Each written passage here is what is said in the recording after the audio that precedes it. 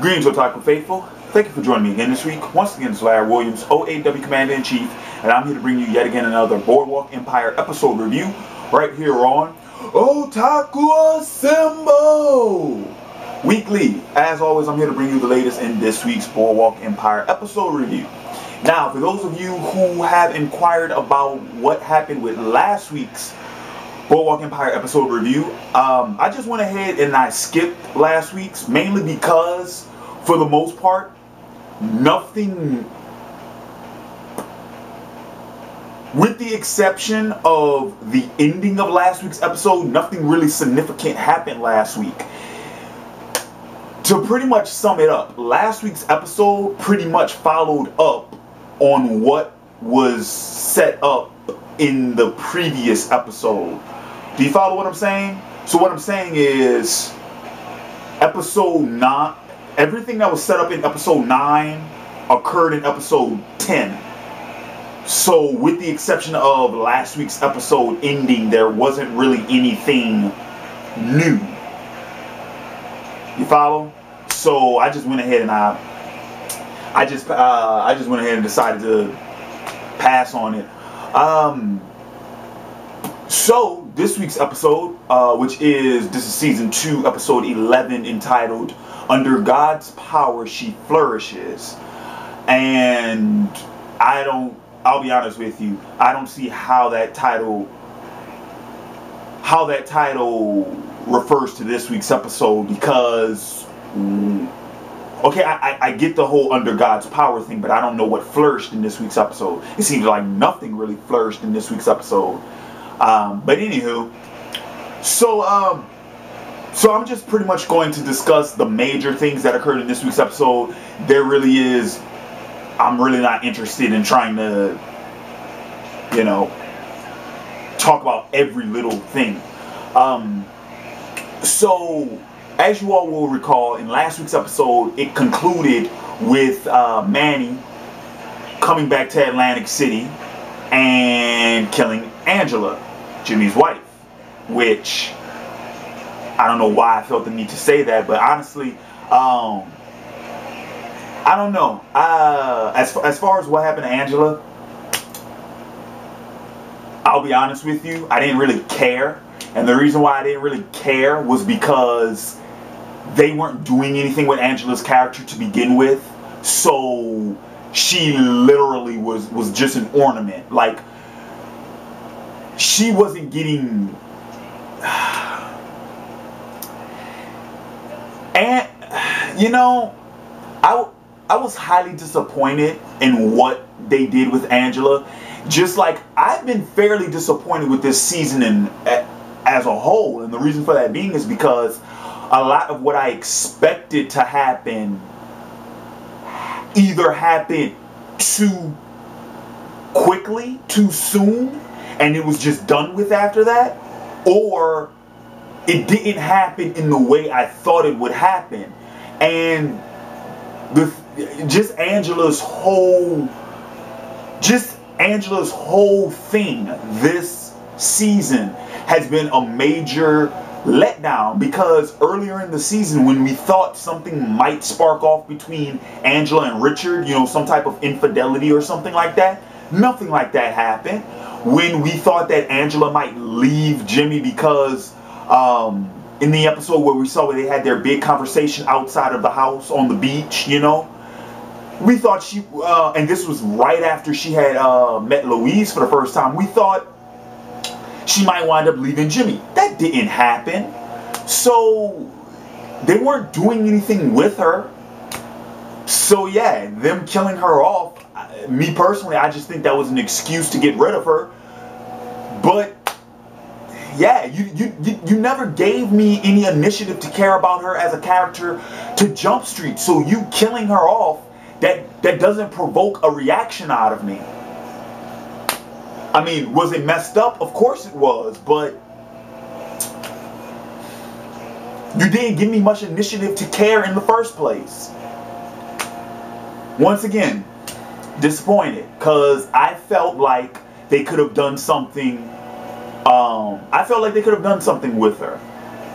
Just like I'm fearing what I believe is happening to Richard, because they haven't really, they've kind of shied away from Richard in the last couple of episodes. And this episode is the first time where we actually get to see, you know, some reaction out of him. But I got a feeling they might do the same thing with him, which I hope they don't. I hope they do give him a bigger role, but I kind of feel like they might just put him on the back burner. Only time will tell. But as far as the major events that occurred in this week's episode, when we're talking about the major events that occurred in this week's episode, we're talking about a handful of characters in specifically, and of course Nucky is always one of them. I don't think we can discuss this week's episode without discussing Agent Van Alden, Nelson, because he had a major role to play. Of course, Margaret always has a major role to play. Jimmy, of course, has a major role to play. But surprisingly, Jimmy's mother is the fifth character with the big, you know, who had a major role to play in this week's episode. So I'm just going to start things off with what's been going on with Nucky. Pretty much, of course, we're keeping up to pace with Nucky's case, and I want to say it was last week's episode was when Nucky finally hired what is it? Is it Tim? It's either Tim or Tom Fallon, who is Rothstein's attorney. And pretty much, so now that Nucky has a new attorney, of course, you know, he's trying to beat the case. Well, Nucky finds out two important pieces of information this week's episode. The first being that they have Eli, and that they are trying to squeeze Eli to testify against Nucky to pin Hans Schroeder's murder on him. And two is that they're also getting Nelson to testify against Nucky as well. So, I mean, pretty much, you know, what they're doing is they're getting all of the conspirators or anyone who might have anything to do with Nucky, criminal history, criminal background, bringing them in, trying to squeeze them so that they can, you know, so that they can nail Nucky. And the idea is this: while those characters have committed crimes, the idea is that you're letting the small fish go so that you can catch the big one. However, through an unlikely source, they find out that apparently they find out about Nelson's murder of his partner. And remember last season with the baptism when he drowned homeboy in the lake? Yeah, they found out about that, and they're using that against Van Alden. And when Van Alden found out about it, he hightailed the fuck out of there. So I don't know what they're gonna do with Nelson. I doubt he'll just like I doubt he'll just go off the grid. But who knows? I mean, the man's going through a divorce right now, and he's a new single father. So who knows what could happen to Van Alden? But since we are talking about Nucky, I'm going to go ahead and I'm going to transition into what happened between Nucky and Margaret. And I really don't feel like ranting on Margaret's character once again, but honestly, what are they doing with Margaret? Because I'm glad that Margaret actually admitted it to herself in this week's episode that she claims to be so righteous and so high and mighty when in fact she's just as bad, if not worse, than everyone else. And that's the point that I made earlier when I ranted about Margaret a couple of videos ago, is that you know, when we first got introduced to the character, that's what she was. She was, you know, she was righteous, and you know, she was self-righteous and, you know, high and mighty, but in fact, no. And you know, that was the role she was playing in season 1, and in season 2, that paints a very different picture. Why? Because she's just as bad, if not worse, than Nucky. And I remember I got a lot of comments in that video when I was discussing Margaret, because they said it was a double standard, like I was ignoring everything that Nucky had done. No, I'm not. Of course not. That it's kind of difficult to do so. But what I'm saying is this: if you're the type of character that's going to make yourself seem self-righteous, then you better not catch your ass slipping, because you lose all legitimacy. You lose all validity. Just like Van Alden. Van Alden was another character in season 1. Same thing. He appeared to be the self-righteous, high and mighty type, which, when in fact, he had his vices and he was very flawed. So, you know, once again, it's that whole idea that you're painting these characters who are supposed to be the white knights. They're, you know, the ladies in white, the man in the white gloves, man with the white hat. But in fact, there are various shades of gray. Now, I'm not saying they're as bad as the villains, but they aren't as good as they make themselves out to be. And Margaret finally admitted that to herself, which I'm glad. However, I still don't know what they're trying to do with her. Honestly, at what point is Margaret going to be proactive about anything and do something worthwhile and something significant? Because she hasn't. You know, once again, another letdown in the season. Earlier in the season, when she snuck into Nucky's home and confiscated that, you know, Nucky's journal and his man purse, I thought that she was going to be like a secret ally to Nucky, since he had lost all his other allies in the season. And then, of course, when he had his fight with Eli, who was the one who pulled the shotgun on Eli, she was. So I thought she was going to kind of, I thought she was going to play the Harley Quinn to Nucky's Joker, if you will, and she hasn't. When we found out she was looking for her relatives, we thought she was going to reach out to them and try to reconnect with them, but she didn't. That lasted for 1 episode and it was gone. And then her affair with Owen has led to what? Nothing. What has Margaret done in this season that has lasted more than 1 episode, that has made a difference? Nothing. Nothing.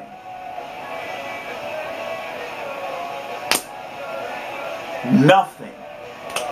The donation she made to the church was out of guilt, and she's dealing with Emily right now, but that's not anything that she provoked.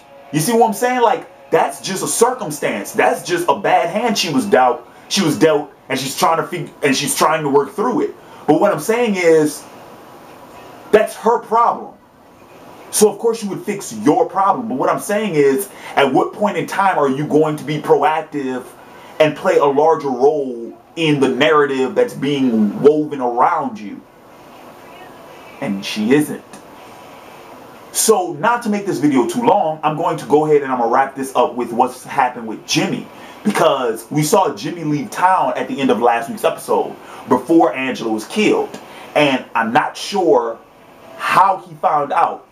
I'm going to assume that when we saw the scene of Jimmy on the phone with his mother when he was drunk, that he found out on the road what happened to Angela. But this week, we get a look into Jimmy's past when he was in college, when he first started dating Angela, when Angela first met his mother, when he had a fling with his mother, which that was foreshadowed like a motherfucker. See, that I'm actually glad that we saw, because that was foreshadowed back in the season premiere. So for them not to follow up on that, I thought would have been ludicrous. So yeah, so like I said, in college, we find out that yes, Jimmy was very bright. Yes, he had a lot of potential, but he also let his anger get to him. And once again, just as now, back then his mother was manipulative and she could control Jimmy. So once again, started dating Angela, found out she was pregnant. Angela, he introduced Angela to his mother. She didn't approve. And then apparently after the fling, he decided to enlist. But this does say a lot about Jimmy, because, you know, I will admit I have been kind of hard on Jimmy this season with my critique of what he's been doing, because once again, Jimmy has been a major letdown for me in this season, because once again, I got to refer back to like the first few episodes where we thought Jimmy, once he became, you know, king of Atlantic City, if you will, we thought he was going to be a boss. Like, we thought he was going to be running shit, and he hasn't.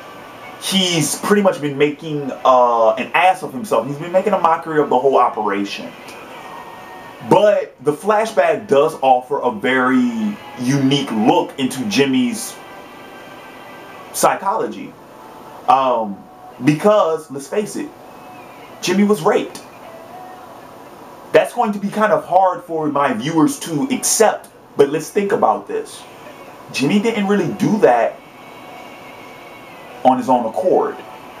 His mother was pulling the strings behind it. You know, and this is going to be really kind of funny, and I wonder what kind of comments I get for this, because in our society, it's very hard for us to think of a man being raped. It's also very hard for us to think of rape occurring in a non-violent way, because why? Rape is always suggested to be, highly physical and very violent. But if you go and you look at the definition of rape, it just means that it occurs against a person's will. So even if it's done in the most seductive or the most subtle of ways, it's still rape, because it's done against the person's will. And let's think about this. Jimmy engaged in that thing with his mother under influence, number one, under intoxication, but number two, because she's highly manipulative, she's very seductive, and she can have her way with almost any man, and he is no exception. He is no exception, because we saw when it first happened that he was resisting her, but she grabbed onto, she grabbed that nigga, and she held him tight. God damn it! Any of y'all who seen the Eddie Long video, y'all get that joke. She grabbed his ass and she held him tight. God damn it! But yeah, he did show restraint, like he was trying to resist her. And then, she just had her way with him. So think about that. He was raped. And then, do you all remember earlier in the season when his mother was talking to Angela, and she made the comment that when, there was a certain task that she did to Jimmy when he was a little boy? That's child molestation, man. It's a very subtle way of saying it, but that's child molestation. So let's look at this. Jimmy was molested as a child and then raped as a young man by his mother. That has to say something about his mental stability. Just something for you all to think of as this video ends. Just think about that, and maybe that will explain a few things about why Jimmy acts the way he does, and why he treats his mother the way he does. That actually explains a lot. And then, of course, when he was violent toward her, the Commodore tried to come to her rescue, and Jimmy killed him. So now the Commodore is dead.